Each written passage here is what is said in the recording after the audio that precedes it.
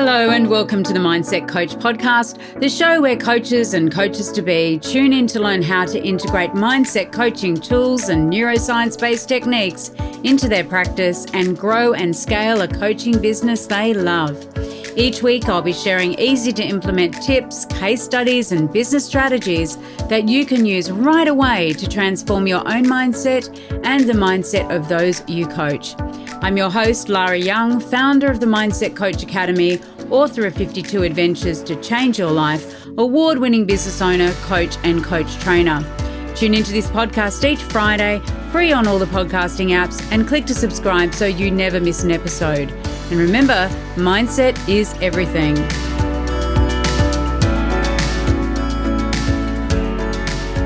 Hello, and welcome to this week's episode of the Mindset Coach podcast. We're approaching Easter, and Easter, of course, is a time of renewal, of rebirth, and forgiveness. And so in this episode, I'd really like to explore with you some techniques for forgiving yourself and for forgiving others. Paul Bose said, "Forgiveness doesn't change the past, but it does enlarge the future." Forgiveness doesn't change the past, but it does enlarge the future. Now, as coaches, as mindset coaches, really, this is what we're all about for our clients, isn't it? It's about helping them to really enlarge the future by embracing and thinking about new possibilities, by thinking about new dreams, by thinking about new opportunities and ways that their life can be. And sometimes what can hold us back and can hold our clients back is not having forgiven ourselves for past wrongdoings or perceived wrongdoings, and not having forgiven other people. Being in a state of regret or of feeling as though you're blaming other people, you're resenting other people.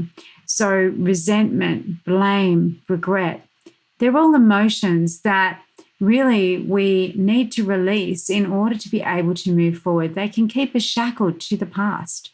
They can keep us going back to that time when someone slighted us or something happened and we haven't let it go. We haven't forgiven them and we haven't forgiven ourselves.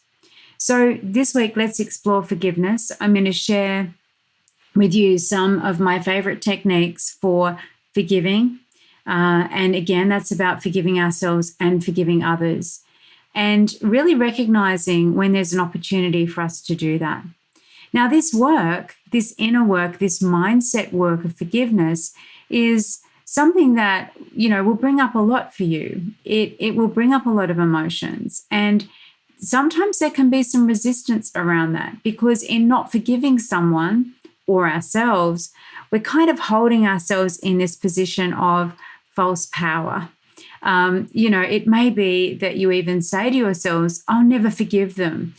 They did it on purpose. They have to apologize first," or "It's all my parents' fault," or "It's all my partner's fault," or "It's all my boss's fault," or "my colleague's fault," or "It's the fault of all those kids at school who bullied me," or "It's my teacher's fault who didn't recognize my potential." You may find yourself saying things like, "They ruined my life," or "I'm right and they're wrong. I'm not going to apologize. I am not going to forgive because I am right and they are wrong." Now, the interesting thing is, if you feel yourself and find yourself saying these things to yourself, that this is just perpetuating that pattern of negativity, and it's perpetuating that pattern of resentment, of holding on to negative experiences from the past. And we really want to release those. One of the presuppositions of neuro-linguistic programming, or NLP, which is, of course, one of the modalities that we certify people in at the Mindset Coach Academy, is that everyone is doing the best they can with the resources they have at the time. I'm going to say that again because it's really important. Everyone is doing the best they can with the resources they have at the time. So in any given moment, people are doing the best that they can. They're doing the best that they can with the time they have, with the money they have, with the freedom they have, with the emotional resources they have, with the resilience they have, with the maturity they have, with the habits they have, and with the beliefs they have. Now, the reality is that, sometimes you find yourself that You may have limited time. When you're feeling stressed out and you don't have time, how do you respond to your children? Are you shorter with them if you have children? How do you respond to your colleagues, your friends, your partner if you're feeling stressed and like you don't have enough time? If you don't have enough money and there's that stress as well. What about if you don't feel like you've got the freedom to express yourself or the freedom to do what you want to do? What about if you haven't really got those emotional resources of resilience, of being able to tune into and bring up a positive vibration in a moment where you're feeling angry or you're feeling shameful or hurtful and you lash out, when you're feeling fearful? Maybe you don't have those resources available. And it's interesting, isn't it, how all of these things, our mindset, essentially, when we think about our habits, our emotional maturity, our resilience, our emotional intelligence, and our beliefs, really do every single day of our lives impact on how we show up and how we behave. And they impact on how we act and interact with other people. And whether those interactions are positive or not so positive, we're in control of that. And we've spoken about this before, haven't we, in the episode where we looked about what is mindset. Because the reality is that the only person that you have true influence over is yourself. The only person that you have control over is the person who looks back at you when you look in the mirror. And it's a really, really powerful concept to embrace, that you do have a choice in your life. You have a choice about how you live your life. You have a choice about what you believe to be true about yourself and other people. You have a choice about your values. You have a choice about your habits that you have. You have a choice about your self-perception, about your identity. There are so many things that you have a choice about. You know, how you feel is a choice as well, and how you respond and react and act based on the emotions that come up for you. And so you also have a choice then when it comes to forgiving other people and forgiving yourself, to let it go. So today I want you to think about whether or not you have someone that you need to forgive. And again, that person could be you. Perhaps you need to forgive yourself for things that you have done or that you haven't done, for opportunities that you've missed or loves that you've lost, or for the things that you've said or haven't said. And we really want to acknowledge this and be vulnerable with ourselves. And whether you're forgiving yourself or someone else, this is really about acknowledging the hurt that underlies what has happened that you need to forgive someone for. And it doesn't need to be a huge transgression, right? It can be forgiving yourself for not taking that job opportunity. It can be forgiving yourself for the way you acted in that relationship. It can be forgiving yourself for not spending enough time with your parents when they were getting older, or with your children when they were young. There are so many elements of our lives where we live in regret or shame or guilt. And forgiveness is such a powerful antidote for all of that, because forgiveness releases us, sets us free, and it also gives us the opportunity to do something different, to make a different choice, so that those regrets, those behaviors, those things that led us to need to forgive ourselves or other people are less likely to happen again. So let's explore some techniques for forgiveness. Now, the first technique is a technique that I really love. It's mirror work. Now, mirror work can be really uncomfortable. But it is so freeing and empowering to do. I don't know if you've done mirror work before, but if you have, you'll know what I'm talking about, because as the name suggests, with mirror work, what you do is you sit or stand in front of a mirror while you complete these exercises, where you talk to yourself, looking in your own eyes and feeling any emotions that come up for you. Now, for mirror work, when it comes to forgiveness, you're going to want to start by writing down everyone who you'd like to forgive.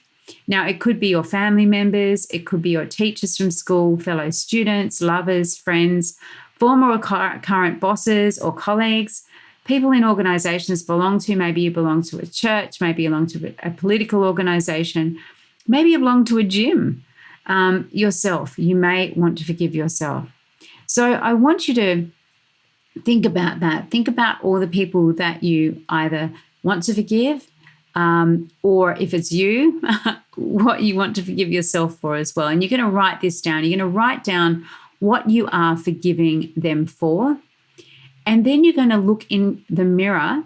So you're going to look deeply into your own eyes in the mirror, and you're going to say, "You have hurt me deeply, but I won't stay stuck in the past any longer.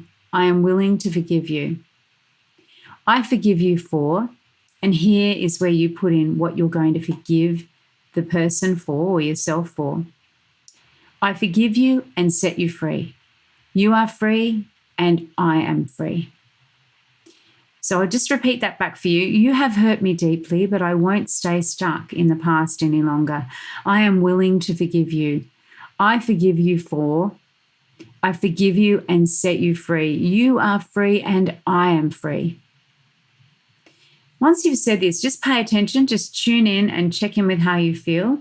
You may need to do the exercise several times with one person or even with yourself, depending on the number of things that you're forgiving. And just notice how that emotion shifts and changes. You can also then use some affirmations to support this ritual. Now, affirmations may include things like, "This is a moment. I am free to let it go. This is a new moment. I am free to let it go." Or, "I take responsibility for my own life. I am free. It is strong to forgive and let go." So this is a new moment. I am free to let it go. "I take responsibility for my own life. I am free.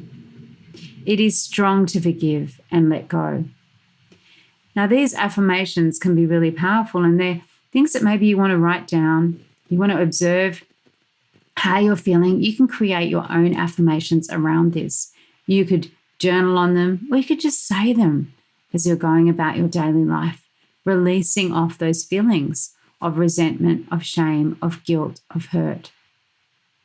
Now, the second exercise or technique and tool that I like to use for forgiveness is EFT.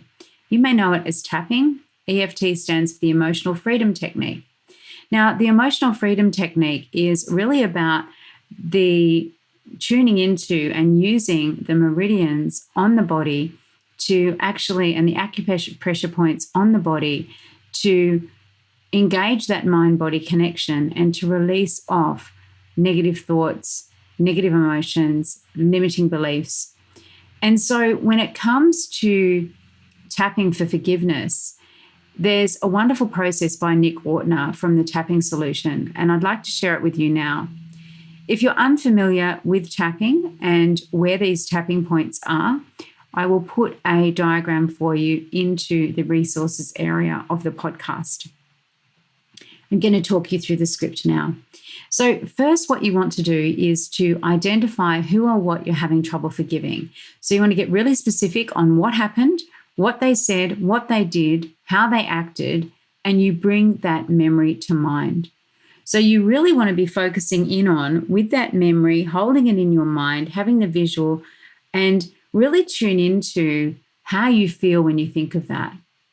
And when you think of that memory of that situation that happened with the person that you are having trouble forgiving, how do you feel? What is the emotion? Identify the emotion and where you feel it in your body. So you're going to be really paying attention to your emotional state and also your physiological state here. So where does that emotion reside? It may, for example, reside in your stomach or your heart or your head or behind your eyes. Wherever it is in your body is right for you. Key thing is to name that emotion. And then you want to give it an intensity on a scale of 0 to 10, 10 being the most intense. Now, if you can, just write down what you're feeling in the number, and it helps you be able to track your progress as you go through the tapping cycle. Want to learn more about how you can become a certified mindset coach? Head on over to our website, www.mindsetcoachacademy.com/coach certification, and you'll find all the information that you need, along with a button to book a call with me to talk about how you can become the best coach you can be. So we begin with the karate chop. Now, the karate chop is on the base of your hand, just on the fleshy part of your palm, underneath where your little finger is. And so you're going to tap with your right hand and onto that left hand where you're going to karate chop. If you're left-handed, you do the opposite. Again, I'm not going to go into too much detail now about where these positions are because you can access the diagram in the Resources Centre. Or you could just Google EFT positions and it will show you where they are. So on the karate chop, we say, even though I refuse to forgive them because of what they did to me, I deeply love and accept myself. Now, you can simply say, I'm okay if love and accepting yourself is too much right now. So even though I refuse to forgive them because of what they did to me, I deeply love and accept myself. Keeping tapping on the karate chop, even though I refuse to forgive them because of what they did to me, I deeply love and accept myself. Third time on the karate chop, even though I refuse to forgive them because of what they did to me, I deeply love and accept myself. Tapping on the eyebrow, I can't believe they did that. Side of the eye, I'm so angry. Under the eye, it's not right. Under the nose, it's not fair. Under the mouth, and I refuse to let it go. Tapping on the collarbone, all this anger. Under the arm, all this, and fill in the blank with how you feel, the emotion you noted down. Top of head, in every cell of my body. To the eyebrow, I just can't let it go. Side of the eye, because they don't deserve that. Under the eye, they don't deserve my forgiveness. Under the nose, and I refuse to let it go. Under the mouth, so much anger. Collarbone, about what happened. Under the arm, about what they did. Top of the head, tapping now, about what they said. You need to keep tapping on the negative or the truth until you find that the intensity is lessened enough that you can say some positive statements and have them feel fully or at least somewhat true. Now, we tap on the negative first in order to clear the resistance, not to affirm it, but to open up the door for these positive thoughts to come in. So you can also simply tap through the points as you think specifically about what they did, what they said, and what happened. So this is really fluid and flexible. See the movie in detail. Remember you're focusing on that incident, that situation, and just keep tapping through the points. Identify other parts of the movie and keep going. You want to be able to think about the event or the person without heavy resistance coming up. Now, this may take 2, 3, 4 rounds of going around those tapping points. And then when you're ready, when it feels right, and you will know intuitively when this is, your emotion will have shifted. There will have been some shift in some degree in terms of the intensity. You want to move on to some positive statements. And here are some examples. So you might then tap on the eyebrow. Maybe it's time to let this go. Side of eye, I wonder if I can let this go. Under the eye, what if I can let part of this go? Under the nose, releasing this anger. Under the mouth, from every cell of my body. Collarbone, letting it go. Under the arm, letting it all go. Top of head, right now. Now, then you want to tap through a couple of rounds of positive statements and feel free to add in your own words or affirmations. These are just guidelines to get you started. What's most important is that you feel the feeling and get really specific about what you experienced and keep tapping until it's released. When you're done tapping, take a nice deep breath in and let it go. Think of what happened again, that memory, and notice how it's changed. Write down your new number of intensity of the emotion and either stop tapping if you're in a good place, or you can keep tapping until it's fully released. EFT is incredibly powerful at shifting these states, and I find it's a beautiful technique to use with myself and with my clients in order to go through this forgiveness process, as well as in order to forgive people and forgive myself when I need to. Okay, so the next one is the Cartesian coordinates. Now, these are 4 very short questions that are designed to really spark insight when it comes to forgiveness. So here they are. They're 4 questions. And what I want you to do is to write these questions down, and you're going to journal on them and just take the first thing that comes up for you. Some of these questions are a little bit confusing. And the idea here is just to take that first thing that comes up. They're designed to work with your unconscious mind and get that first unconscious response without necessarily analysing the question in detail. So here they are. Have you got a pen and a paper handy? If not, of course, you can replay this section. So they are, question 1, what will happen if I forgive them? Write down the answer to that. What will happen if I forgive them? Question 2 is, what won't happen if I forgive them? What won't happen if I forgive them? Question 3 is, what will happen if I don't forgive them? What will happen if I don't forgive them? And question 4 is, what won't happen if I don't forgive them? What won't happen if I don't forgive them? Now, again, really important to just take the first answer that comes up and journal on these. Write them down and explore this. And you can explore this with the word them for the people that you want to forgive, or you can use the word me. So what will happen if I forgive me or I forgive myself? Okay. So let's move on to the final technique I'd like to share today, which is Ho'oponopono.